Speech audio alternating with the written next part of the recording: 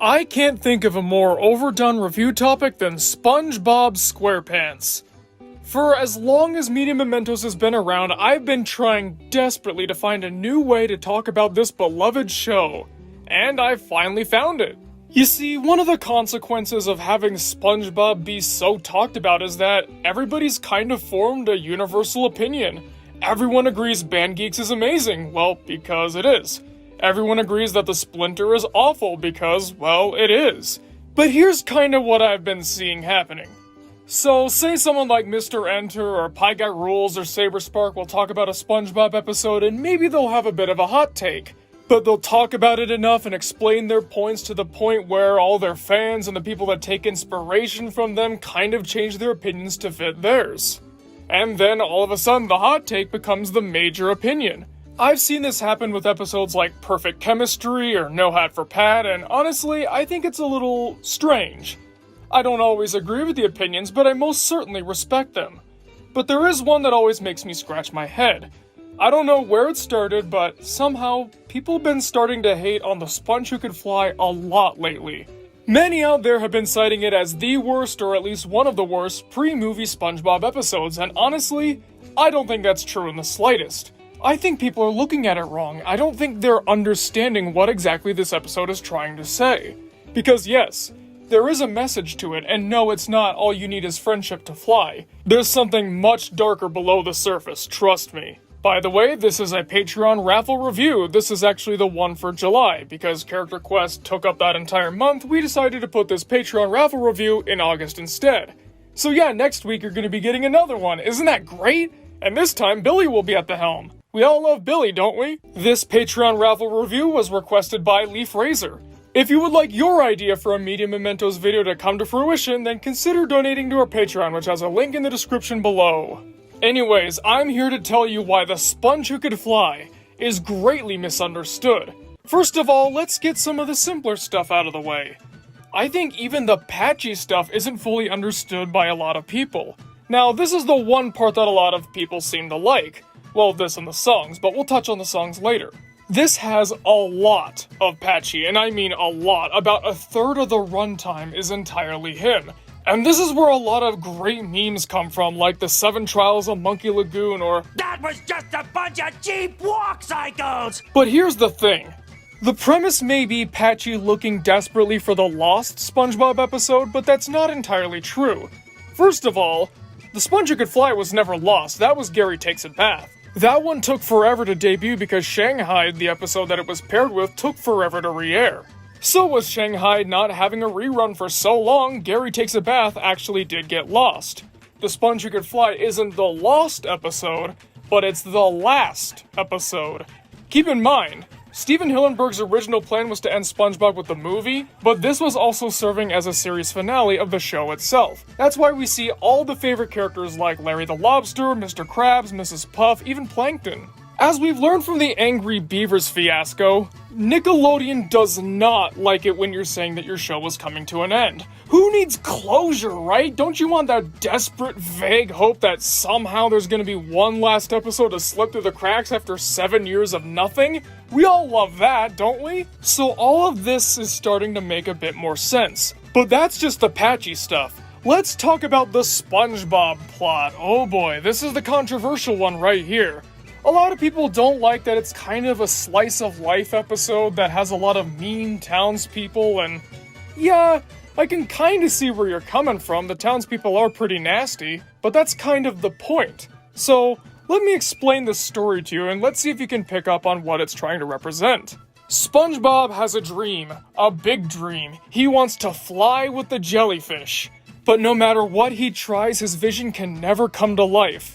Eventually, people around Bikini Bottom start learning about what he's trying to do and end up making fun of him for it. He's labeled as the Birdman and a disgrace and a laughingstock. He's treated worse than Sandy was in Squirrel Jokes. SpongeBob never did anything to them. His attempts to fly never destroyed the town, but you know what? They don't care. They want somebody to mock. They want somebody to laugh at because, hey, they're failures too. All their dreams never ended up coming true, so they need to take it out on somebody else. So why not take it out on the guy with a bigger, more extravagant dream that's having a lot of colossal failures? That'll make them feel better about themselves, right? But eventually, through some sheer accident, SpongeBob is able to fly. And then the townspeople magically change their minds. They're all for SpongeBob. They were rooting for him since the beginning. All those jokes never really happened. And because they were cheering for him and supporting him all the way, they expect favors. They don't care that SpongeBob has other plans and doesn't want to clean Mr. Krabs' garage or massage Dennis's scalp. It doesn't matter. What they want matters, because now there's finally some success that they can leech off of. So when SpongeBob decides to give up flying forever, what do? Do they mourn their past decisions? Do they apologize to SpongeBob and do a bunch of favors for him to try to make things up to him? No. They mourn the pants. Yeah, because the pants are the only things that matter.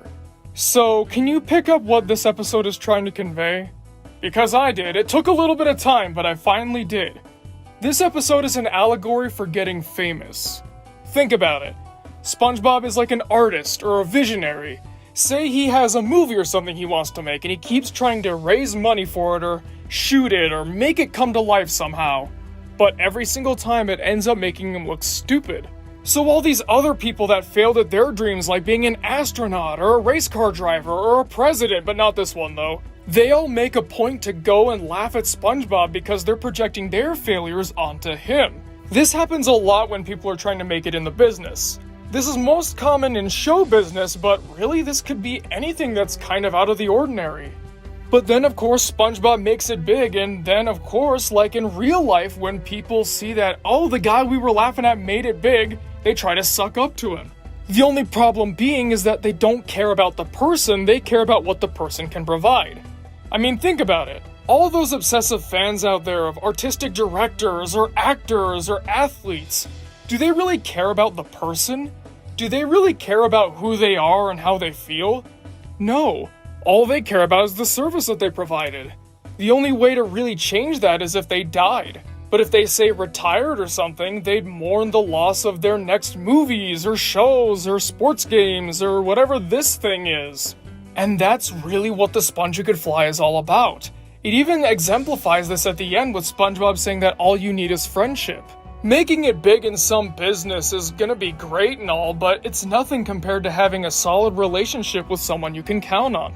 Someone who's gonna be there by your side at all times, someone you could confide in or take advice from. Because it's people like that that are gonna help you get far in life. Not those that are there to mock you whenever you make a mistake, but as soon as you do something right, oh, they're your biggest fan. They're always gonna be there for you. They're like the platonic versions of gold diggers, you know? And nobody wants that, so it's best to avoid them entirely. And I've seen a couple people, although not nearly as many as with the former argument, say that it's kinda weird that The Sponge Who Could Fly is a musical. Well, I don't. Remember, this was supposed to be SpongeBob's last episode. At the time of production, the movie was probably just being conceived. Or maybe it was a little bit more underway, but here's the thing. It was still meant to be the final episode of SpongeBob regardless. They had to do something special to make it really stand out. And that's why they made it a musical. They could tell the story in a big grand way as a nice little send-off to this yellow sponge. But of course, they didn't know at the time that SpongeBob would be going on forever. You know, I have a theory that SpongeBob, or maybe one of the Bikini Bottomites, killed someone through some dark magic and made a Horcrux. Because that's the only way to explain how this is still going, right? Maybe it was Squidward though, because he kinda looks like Voldemort, you know, with the baldness and all that. It's just that he's got a much bigger nose. Conspiracies. In all seriousness though, I really encourage you to take another look at The Sponge Who Could Fly. Is it the greatest episode? No, there's no way it's gonna stack up against the likes of Chocolate with Nuts or Mermaid Man and Barnacle Boy 5, but it's still a good episode. Yeah, the Bikini Bottomites are jerks, but that's kind of the point. They're the villains of the story, you're not supposed to like them. Yeah, they don't get their comeuppance in the end, but you know what? Neither do the people they represent in real life either. They tend to just move on to the next success, leeching off of them until they're sucked dry and then they can make fun of them again. And I think as a finale, it does a really good job. We see all of our favorite characters, we see the story told in a grand way, and of course we get a whole lot of Patchy. So, what more do you want? Honestly, I'd like to hear what you have to say in the comments. I know I always say comment below and let me know because I'm always excited to hear what you guys have to say, but I really mean it this time. Not that I never mean it usually, but you know what I'm trying to say. Oh, what's the point? I really want to see if I've swayed anybody to give it another chance, or are you guys really dead set against this episode? But no matter what, I will always hold the firm belief that the sponge who could fly is greatly misunderstood.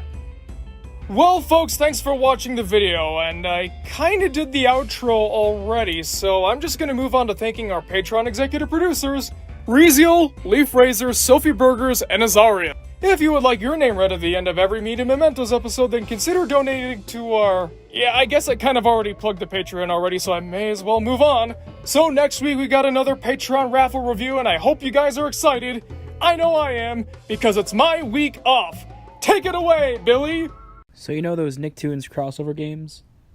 Well, I've been paid to talk about them, so be on the lookout for that next week. That